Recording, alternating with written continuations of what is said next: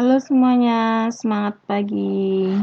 Ya, kita untuk pertemuan kali ini kita akan membahas tentang ceramah dan pidato. Pasti tentunya kalian sudah tahu bagaimana itu ceramah, bagaimana itu pidato. Ibu akan memberikan secara teoritis terlebih dahulu.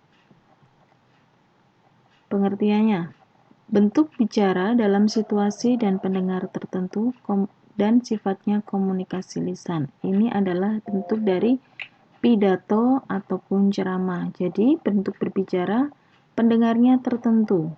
Misalkan ketika kita berpidato, pendengar kita siapa, audiens kita siapa. Begitu juga dalam ceramah. Nah, karena itu bersifat lisan, maka kita memerlukan adanya intonasi, gerak-gerik, dan mimik. Intonasi itu tekanan panjang pendeknya pengucapan. Berbeda dengan volume ya. Kalau volume itu panjang pendek pengucapan kita, atau volume ketika kita mengucapkan. Nah, di dalam pidato ataupun ceramah ada 3 unsur bagian penting, yaitu pertama pembukaan, kedua isi, yang ketiga adalah penutup. Pembukaan merupakan sapaan awal kita, dan isi merupakan pengantar materi atau materi inti ketika apa yang akan kita sampaikan itu berada di dalam isi. Terakhir yaitu penutup. Penutup itu adalah kesimpulan atau penyimpulan dari apa yang sudah kita bicarakan sebelumnya. Untuk penyusunan pidato maupun ceramah ada beberapa bagian, yaitu yang pertama topik teks. Topik teksnya itu seperti apa?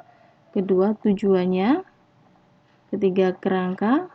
Dan keempat, pengembangan. Pidato dan ceramah ada perbedaannya. Pidato yaitu pengungkapan pikiran yang ditujukan kepada banyak orang. Berbeda dengan ceramah. Ceramah pengungkapan pikiran mengenai satu hal tertentu.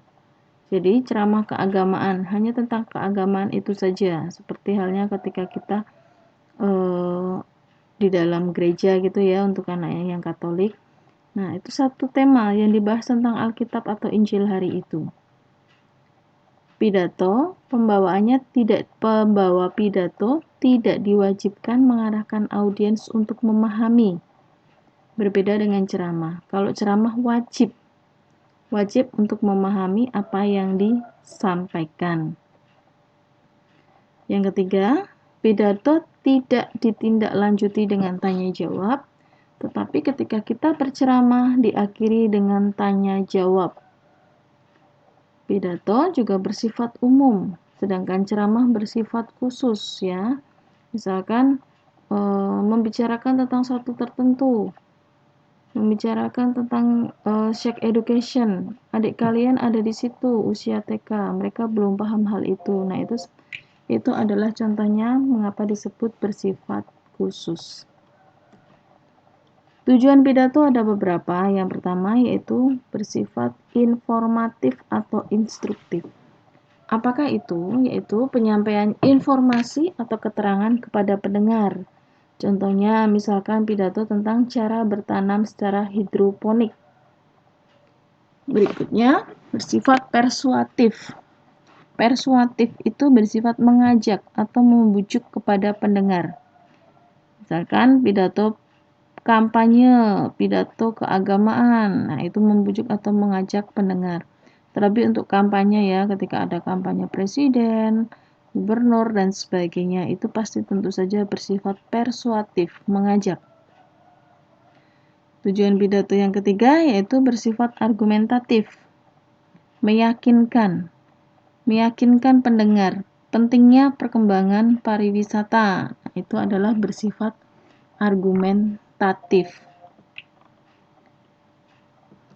Tujuan pidato yang keempat yaitu bersifat deskriptif, deskripsi, ya, melukiskan, menggambarkan tentang suatu keadaan.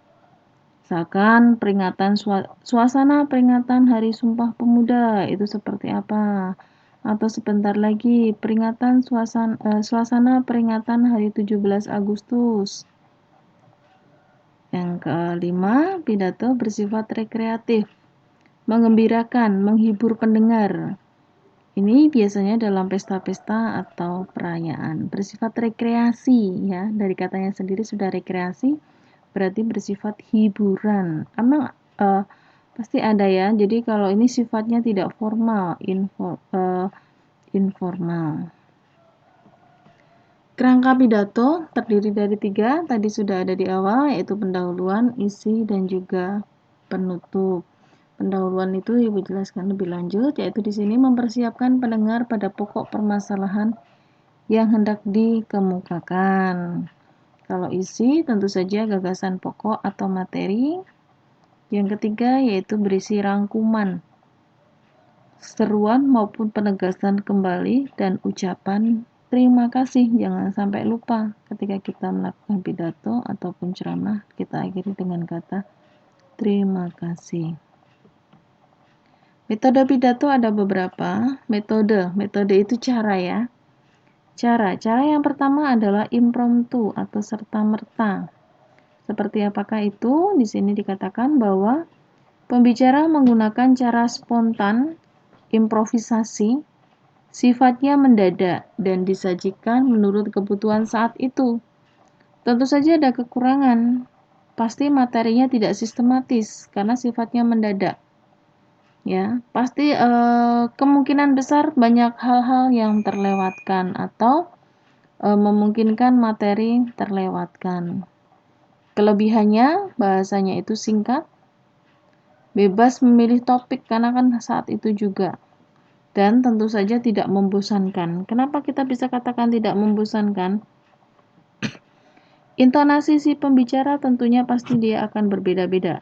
Karena dia berbicara dan juga dia sambil untuk berpikir. Metode atau cara yang berikutnya yaitu ekstemporan, yaitu mencari jalan tengah, yakni uraian dalam bentuk karangan pidato kemudian dikembangkan ya. Pengembangan pidato seakan-akan kurang siap karena beberapa kali menunduk melihat catatan. Jadi jalan tengah, dicari jalan tengahnya. Jadi ada catatan-catatan ketika kita berpidato, itu ada catatan-catatannya, ataupun ketika kita berceramah ada hal-hal yang kita tulis, hal-hal pokok-pokok kecil yang kita tulis. Berikutnya, materi yang diungkapkan secara sistematis, lebih sistematis daripada yang sebelumnya, ya.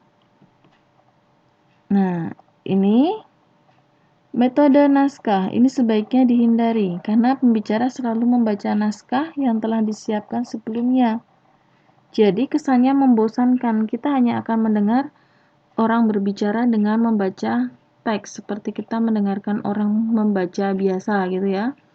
Karena nantinya suaranya pasti akan bersifat monoton dan bersifat kaku, kurang melakukan improvisasi ketika dia berpidato.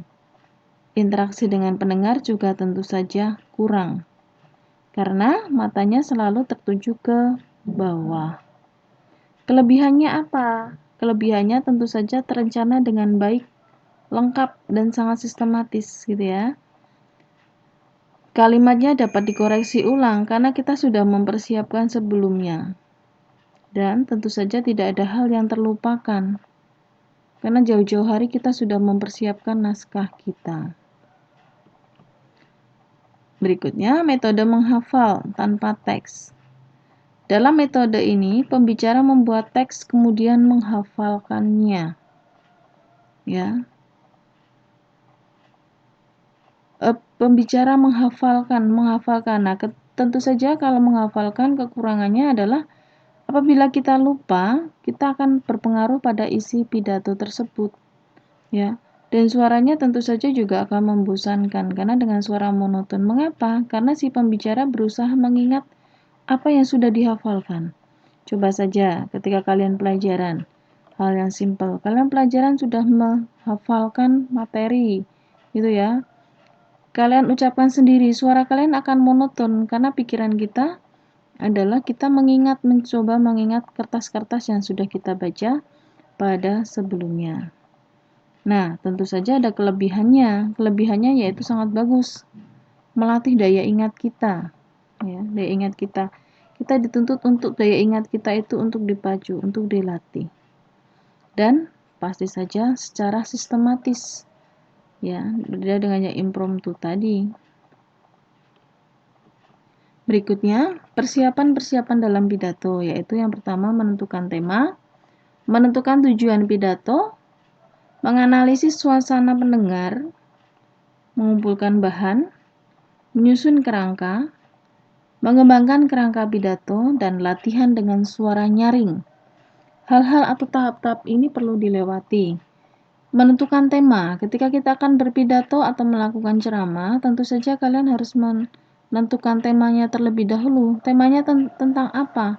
Siapa audiens kita? Kita harus pikirkan terlebih dahulu. Tujuannya untuk apa? Ya, begitu. Terus suasana pendengar. Suasana pendengar di sini Ibu jabarkan, yaitu pembicara harus mengetahui suasana, medan, di dalam ruangan atau di luar ruangan, siang hari atau pagi hari, atau bahkan malam hari. Serta usia yang ada kita hadapi itu siapa. Pendidikan juga penting ketika kita melakukan pidato ataupun ceramah. Kenapa? Karena kamu menggunakan bahasa intelektual, bahasa yang tinggi, sedangkan audiensmu adalah anak-anak usia TK, nah itu kan tidak pas. Jadi kita harus mengetahui siapa sih yang akan kita hadapi, siapa sih yang akan ada di depan kita. Nah, dari situ baru kita bisa mengumpulkan bahan-bahan, terus habis itu kita susun kerangka, dan terakhir yaitu kita kembangkan. Nomor terakhir, latihan dengan suara nyaring itu sangat perlu, ya. Dengan latihan suara nyaring, kita akan terbiasa nanti ketika kita berpidato. Karena terkadang bagi kita suara kita sudah nyaring, tetapi dalam prakteknya karena kita berhadapan dengan banyak orang, maka suara kita tentu saja bisa akan melemah. Nah, petunjuknya bagaimana sih kita bisa menuliskan pidato dengan baik? Yang pertama yaitu mulai dengan suara tenang, berpikir positif. Jangan memulai dengan membaca dan terkait pada teks. Ya, dan ketika kita berpidato jangan kita awali dulu dengan maaf. Maaf, nanti pidato yang akan sampaikan mungkin ada kesalahan atau maaf saya kurang persiapan. Nah, itu jangan sampai kalian ungkapkan berada di awal. Ya. Tetapi yang kalian usahakan adalah kalian harus menarik perhatian audiens. Dan ketika kita berbicara tentu saja dengan suara yang bagus dan situasi yang sudah tenang, maka audiens kita akan bisa mendengarkan kita dengan baik. Nah, itu adalah pengertian singkat tentang pidato ataupun ceramah. Dua hal yang berbeda tetapi memiliki pengertian atau teori yang sama. Terima kasih, selamat berproses.